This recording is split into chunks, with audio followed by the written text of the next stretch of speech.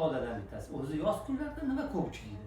Tomoq og'rig'i, surunkali tranzitni qaytaranishi, tomoq yengib o'tib ketaman deb o'ylaydi. Kasal bo'lgan odam, ayniqsa tomoq og'rigan odam davolanish vaqtida o'zi kasal bo'lganda o'zi dam olish kerak, davolanish vaqtida ham dam olish kerak. Noto'g'ri narsalardan bittasi. Mana bizga bir nechta insonlarning murojaatidan kelib chiqqan aholi. Doktor deydi, kecha sizni davo muolajalaringizdan keyin men sog' bo'ldim, o'zimni sog' his qildim. Lekin bugun yana tomog'im og'riyapti. Nimaga? Men so'radim. Nima uchun? Nima harakatlar qildingiz? Uyga bordim, 3-4 kundan beri tomog'im og'rigandan beri olmayotgandim, shuni yig'ishtirdim, general qildim.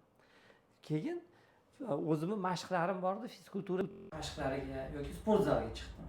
Bu bir marta emas, 2-3 marta qaytarangani uchun mana shu narsani ta'kidlab o'tamiz. O'zi sog' odam uyini yig'ishtirgan bo'lsa ham bu organizmni toliqtiradi va kasal bo'lishiga sabab bo'lishi mumkin.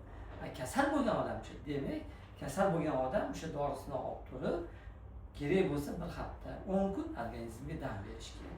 Mana shu kundagi kuzatilayotgan xatolardan bittasini ta'kidlab o'tmoqchi edim.